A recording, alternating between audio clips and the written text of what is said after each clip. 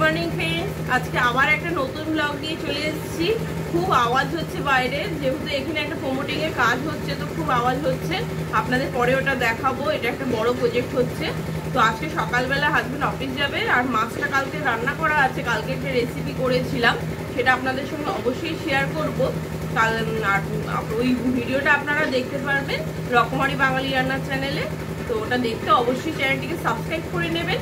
আর আজকে করে নিচ্ছি একটু লাউ দিয়ে শুক্তো। এই যে লাউটা কাটা হয়ে গেছে, আর এদিকে ছেলের ছানাটা বসিয়ে দিয়েছি, আর ভাতও বসিয়ে দিয়েছি। তো এইভাবে আজকে সকালটা শুরু করছি। সবার চাটা খাওয়া হয়ে গেছে। এই ছেলের ছানার জন্য দুধ বসিয়ে দিয়েছি,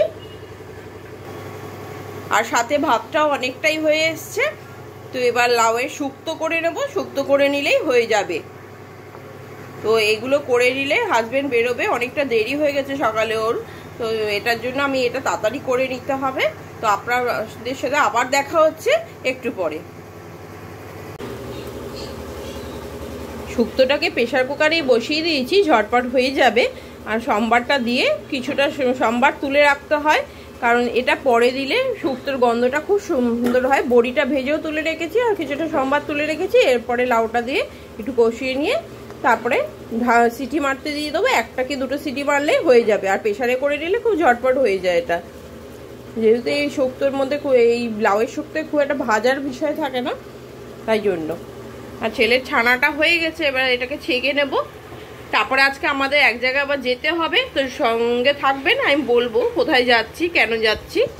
বন্ধুরা, হাজবেন্ড খেয়ে চলে গেছে। তো এবার একটুখানি ছেলের ছানাটা আবার খাওয়াবো, সাথে আমার জন্য একটু ব্রেকফাস্ট করে নিচ্ছি। লেটুস পাতাটা অনেক দিন ধরে ছিল, তো লেটুস পাতা দিয়ে শসা দিয়ে একটু স্যালাড করে খাবো।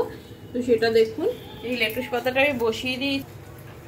একটু জলে একটুখানি বয়েল করে নিলেই হবে, আর বিশেষ কিছু করতে হবে না। একটু ঠান্ডা করে তারপরে শসার সাথে মিলিয়ে খাবো। তো এটা অনেক দিন ধরে পড়েছিল, খাওয়া হচ্ছে না, তো আজকে ভাবলাম এটা দিয়েই ব্রেকফাস্টটা করে নিই। এই যে চিকু খাচ্ছে, আর চিকুকে বলেছি আমি ফার্স্ট হব, আর ও বলছে না, আমি তোমায় ফার্স্ট হতে দেবো না, আমি ফার্স্ট হব। সেই কারণে ও খুব তাড়াতাড়ি করেই খেয়ে নিচ্ছে। তো আপনারা যদি ছোট বাচ্চা থাকে, এরকম একটা বুদ্ধি কিন্তু অবশ্যই অ্যাপ্লাই করতে পারেন, কারণ এই বুদ্ধিটা আমি অ্যাপ্লাই করে কিন্তু খুব ভালো ফল পাচ্ছি। ও ফার্স্ট হওয়ার জন্য সবসময় খুব তাড়াতাড়ি খাওয়ার চেষ্টা করছে। এ দেখুন, আমারটা রেডি হয়ে গেছে। এখানে লেটুস পাতাটা একটু বয়েল করে নিয়ে এসেছি, আর সাথে দিয়ে দিচ্ছি একটু শসাটাকে কেটে নিয়েছিলাম। আর সামান্য একটু দেব নুন, আর দিচ্ছি পাতিলেবুর রস। দানাটাকে ছাড়িয়ে দিলাম, আর পাতিলেবুর রসটা একটু দিয়ে দিচ্ছি। তো এইটাই ব্রেকফাস্টে করছি। আর সঙ্গে তো আরও কিছু জিনিস রয়েছে আমার খাওয়ার জন্য, সেটা হচ্ছে দুটো ওষুধ।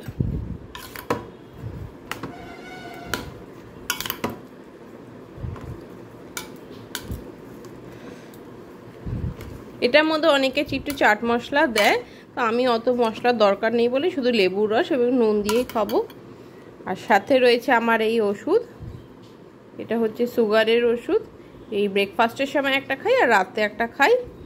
আরও একটা ওষুধ রয়েছে, এই ওষুধটা, এটা আমি কেন খাচ্ছি সেটা আমি আপনাদের পরে বলবো। এবার বললাম মুম্বাই গিয়েছিলাম, তো এই ওষুধটা দিয়েছে খাওয়ার জন্য। এটা কেন খাচ্ছি, কী জন্য খাচ্ছি, সেটা অবশ্যই আপনাদের জানাবো একদিন। তো ব্রেকফাস্টটা করে নিই। এই যে চিকু ওর বাটি দেখাচ্ছে, একদম ফিনিশ।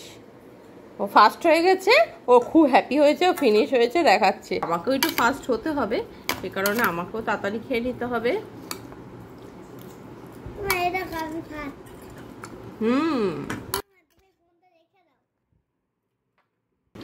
খাওয়াটা হাফ হয়ে গেছে, আর আমি যে তখন ওষুধটা দেখালাম সেটা এখন খেতে হবে, অর্ধেক খাওয়ার পরে খাই।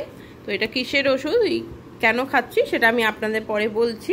তো বায়না ওষুধ নাকি মাকে ওই দেবে,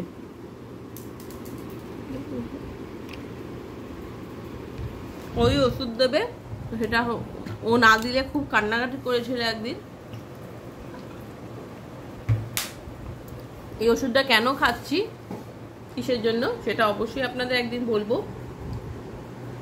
এই ওষুধটা এইবারই দিয়েছে না, এর আগেও দিয়েছিল, মাঝখানে আবার কিছুবার বন্ধ ছিল কারণ খাওয়া হচ্ছিল না আবার। তখন ডাক্তার তো প্রায় 1.5 বছর পরে দেখাতে গেছিলাম, সেই কারণে আবার 1.5 বছর পরে গিয়ে বললাম কি সমস্যা হচ্ছে, সেই কারণে আবার ওরা ওষুধ দিল। তো এটা দরকারি ওষুধ, এটা ছাড়া আমার প্রবলেম হয় খুব। তো এটা সারাদিনে 3টে, এটা ব্রেকফাস্টের ওষুধ, আর লাঞ্চে আর ডিনারের ওষুধটা অন্য, সেটা আবার দেখাবো পরে আপনাদের। তো ওইটাও খেতে হয়, না হলে খুব সমস্যা হচ্ছে। তো এটা ওষুধটা খেয়ে এবার বাকি ব্রেকফাস্টটা আবার করে নেব। ছেলের জন্য একটু পাঁচমিশালি একটা তরকারি করে নিচ্ছি, একটু নুন হলুদ দিয়েছি, সোমবার দিয়ে একটু তরকারি করে নিচ্ছি। এর মধ্যে একটু পনিরটা দিয়ে দেবো, কারণ আমাকে একটু বেরোতে হবে, একটু খুব আর্জেন্ট একটা কাজ আছে। কী জন্য যাচ্ছি, কোথায় যাচ্ছি সেটা তো আপনাদের অবশ্যই বলবো। তো সেইটার জন্যই এখানে একটু তাড়াতাড়ি করে এটা করে নিচ্ছি, সঙ্গে একটু ডাল করে দেবো। কারণ মাছ বাসি যেটা আমরা খেয়ে নিই কালকে করে থাকা মাছটা, সেটা আমি ওর ছেলেকে দিই না, সেই কারণে আজকে ওকে একটা ফ্রেশ তরকারি, ডাল আর পনির করে দেবো।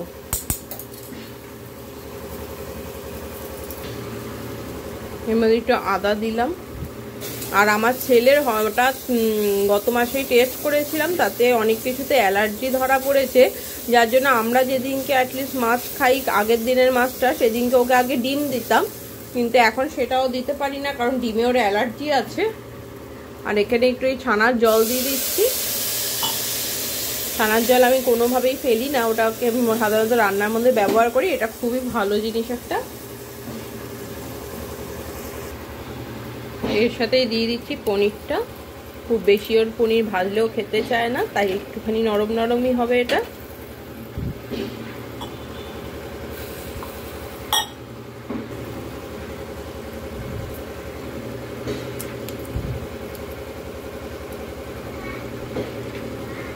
হ্যাঁ,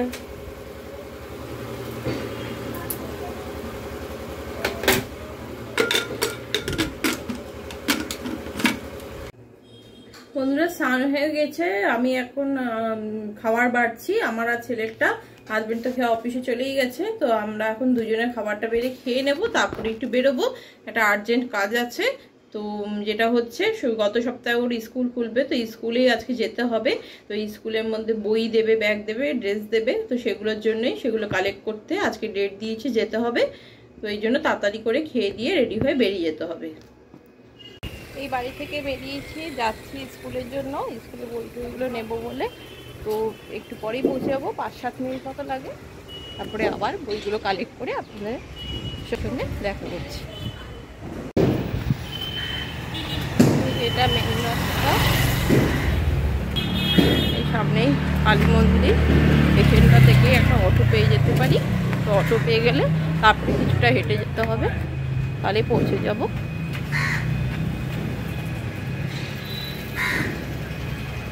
এই মন্দির খুবই পুরনো।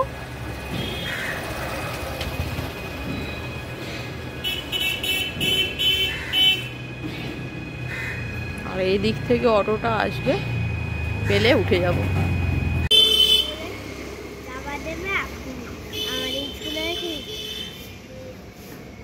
ব্যাগ দেবে আমার স্কুলে, আর বই দেবে।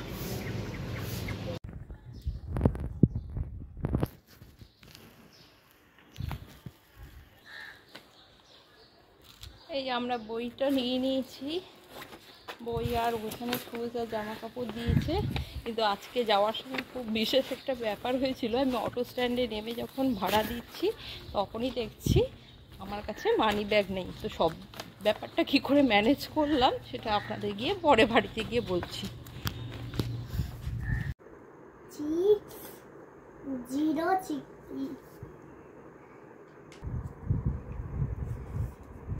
এই বইগুলো আমরা আনতে গেছিলাম, বই, ড্রেস, ইউনিফর্ম, জুতো সব দিয়েছে আজকে স্কুল থেকে। তো আনতে গিয়ে তো বড় প্রবলেমে পড়েছিলাম। আনতে গিয়ে কি হয়েছে, আমি পার্সটা রেডি করেছি এটিএম কার্ডটা নিয়ে, কিন্তু আমি পার্সটাকে টেবিলের উপর রেখে চলে গেছি। আর ওখানে গিয়ে অটো ভাড়া যখন দেবো, তখন দেখছি আমার কাছে পার্স নেই, টাকা দিতে পারছি না। তাও অটো এখানে, যেহেতু আগে ওকে প্লে স্কুলে আনতে যেতাম, যেতাম, ওনা অনেক অটোর সাথেই পরিচয় হয়ে গেছিলো বলে ওনারা কিছু বলেননি। তো মঞ্চে উল্টো ফিরে আসার জন্য আরও টাকা একটু হেল্প করেছেন। তো তারপরে আমার লাগেনি, পরে এসে দিদির বাড়ির কাছে নামার সময় দিদির থেকে টাকাটা নিয়ে ওনাদের দিয়ে দিতে পেরেছি। না হলে খুব একটা খারাপ লাগছিল যে ওনাদের একটা প্যাসেঞ্জার হলো অথচ আমি টাকাটা দিতে পারলাম না, খারাপ লাগছিল। তারপর আসার সময় দিদির বাড়ি থেকে ওখানে টাকা নিয়ে ওনাদের দিয়ে দিয়েছি, খুব মনটা যেন একটু শান্তি হলো, না হলে ওনাদের টাকাটা না দিতে পারলে খুব খারাপ লাগছিল। তারপরে দিদির বাড়িতে একটু বসেছিলাম চা টা খেয়ে, তারপর বাড়ি ফিরেছি। বাড়ি ফিরে ছেলেকে আবার একটু পড়াতে বসেছি। এখন আমরা ব্যাগের সমস্ত জিনিস দেখিনি, আগে ওকে পড়িয়ে নিই, তারপরে আমরা দেখব। তারপরে ও একটু পড়ে নিচ্ছে। আর দুপুরে আজকে ও ঘুমায়নি বলে ওর একটু খুব ঝটপট ঘুম পেয়ে যাচ্ছে, চোখগুলো একদম ছোট ছোট হয়ে গেছে, তাই জন্য খুব তাড়াতাড়ি আজকে খাইয়ে ওকে ঘুম পাড়িয়ে দিতে হবে। আমরা ও পড়ে নিয়েছে, অনেকটা লিখে নিয়েছে, যোগগুলো করে নিয়েছে, কাউন্টিংগুলো করে নিয়েছে। তো এখন আমরা একটু ওকে পড়িয়ে তারপরে একটু তাড়াতাড়ি খাইয়ে আজকে ঘুম পাড়িয়ে দেবো, কারণ আজকে চোখগুলো ওর একদম ছোট ছোট হয়ে গেছে না ঘুমানোর জন্য দুপুরে। ঠিক আছে, আবার পরে দেখা হচ্ছে। বন্ধুরা এখন প্রায় রাত্রি 11:30 বাজে। আজকে একটু দেরি হয়ে গেছে ডিনার করতে করতে, কেন ওই বইয়ের লিস্টগুলো মেলানো ছিল, কী কী পেয়েছি কিনা সব কিছু ঠিকঠাক করে মিলিয়ে নেওয়ার ছিল, তো সেগুলো পেতে একটু মিলিয়ে নিতে সময় লেগেছে। তারপরে আমরা খেয়েছি। আর আজকে যে ঘটনাটা আমার স্মরণীয় হয়ে থাকবে, কোনো পার্স না নিয়ে আমি চলে গেছিলাম বই আনতে, এটিএম কার্ড না নিয়ে। তো ভাগ্যিস এখন যে আমাদের স্মার্টফোনের মাধ্যমে এই সুন্দর ব্যবস্থাটা আছে যে আমরা অনলাইনে যে কোনো জায়গায় পেমেন্টটা করতে পারি, তাই জন্যে আজকে নেহাত বেঁচে গেছি, নাহলে আবার বাড়িতে ব্যাক করে আমার যেতে হতো। আর যাই হোক, যেহেতু পরিচিত জায়গার মধ্যে ছিলাম বলে একটু হেল্প পেয়েছি মানুষের থেকে, তাই এটা সবসময় আজকে খুব শিক্ষা হলো, মানুষের বিপদে মানুষের পাশে সবসময় সবাই থাকে না, কিন্তু থাকাটা যে কতটা দরকার সেটা খুবই উপকৃত হয়েছিলাম আজকে। ওনাদের অসংখ্য ধন্যবাদ। তারপরে এই উপকারটা না পেলে আমাকে হেঁটে হেঁটেও হয়তো বাড়ি আসতে হতে পারতো। আর মানুষের বিশ্বাস করে না, কিন্তু এটা সত্যিই যে সবাই সবসময় কিন্তু ভুল কাজ করে না বা ভুল কথা বলে না, কারণ অনেক সময় মানুষ একটা বিপদে পড়েই মানুষের থেকে প্রবলেমের থেকে হেল্প চায়। তো এটা উনি বিশ্বাস করেই আমাকে বুঝতে পেরেছেন আমি পার্স আনিনি বলে আমার ওকে ভাড়াটা নেননি। তো এইটা একটা সত্যি হেল্পফুল। যাই হোক, আমি পরে দিতে পেরেছি বলে আমার মানসিক শান্তি, কিন্তু সেই সময় বিপদের সময় হেল্পটা কে করে, এটা একটা খুব আজকে বড় শিক্ষাও পাওয়া গেছে। আর আরেকটা হচ্ছে রিমাইন্ডার থাকলো যে যখনই কোথাও যাও অ্যাটলিস্ট পার্সটা চেক করে যাও, এই একটা বড় রিমাইন্ডার থাকলো। তো স্কুলে বইগুলো পেয়েছে ছেলে, তো সমস্ত জিনিসগুলো নিয়ে খুব এক্সাইটেড, সব চেক করছে, এটা তো মানে এত মানে হচপচ করে দিচ্ছিলো ব্যাপারটাকে, মানে মেলাতে পারছিলাম না, মানে মিক্সড আপ হয়ে যাচ্ছে। আর অনেক কিছু পাতলা শিট রয়েছে, ছিঁড়ে ফেলছে, তো খুব সাবধানবশত করতে হয়েছে জিনিসটা। আর কি সব কিছু ঠিকঠাকই আছে। তো যাই হোক, এবার সামনের সপ্তাহ থেকে স্কুলটা শুরু হবে। আর ও একটা ছোট তো একটু সিস্টেমের মধ্যে আসবে। একটা এতদিন প্লে স্কুলে ছিল, কোনো ইউনিফর্ম ছিল না, ওটাও ভালো মতো ছিল, ওটা একটা রীতিমতো ও খুব একটা মিশতে পারে না। যাই হোক তবু একটা ফিল্ড ছিল, কিন্তু স্কুলে যেতে কিন্তু চাইতো সবসময়, স্কুল যাব না, ছুটি আজকে যাব না, এটা কখনো বলতো না। 2 দিন কি 3 দিন কেঁদেছিল, তারপরে কিন্তু ঠিকই হয়ে গেছিলো। কিন্তু আমরা অতটা এক্সপেক্ট করিনি, কারণ ও যেভাবে মিশতে পারে না, কিন্তু সেটা আমরা এক্সপেক্ট করিনি। ভেবেছি তো অনেক দিন কাঁদবে হয়তো, কিন্তু সেটা কিন্তু হয়নি। ও 2-3 দিন কেঁদেছিল। তারপরে ভালোই স্কুলে যেতে চাইতো, ইভেন কি শনি রোববার হলে স্কুল হবে না বা কোনো দিন ছুটি থাকলে কেন হবে না, যেতে পারছে না, সেটা নিয়েও জিজ্ঞেস করতো। তো যাই হোক, এখানে ওর আবার নতুন স্কুলটা শুরু করুক, ও একটা সিস্টেমের মধ্যেও আসবে ভালো। আর স্কুল থাকলে বাচ্চারা একটা পুরো ডিসিপ্লিনের মধ্যে থাকে, খুব ভালো হয়, সেই সিস্টেমটাই খুব ভালো থাকে। যেদিকে স্কুল থাকে না সেটা খুব গন্ডগোলের হয়, তাই এই একটা ডিসিপ্লিনের মধ্যে থাকলে ও ভালো থাকবে আর সমস্ত সংসারে একটা সিস্টেমটা ভালো থাকে। তো আজকে পর্যন্ত এই পর্যন্তই থাকলো ব্লগটা। কালকে একটা নতুন ব্লগ নিয়ে হাজির হব। তো ততক্ষণের জন্য গুড নাইট।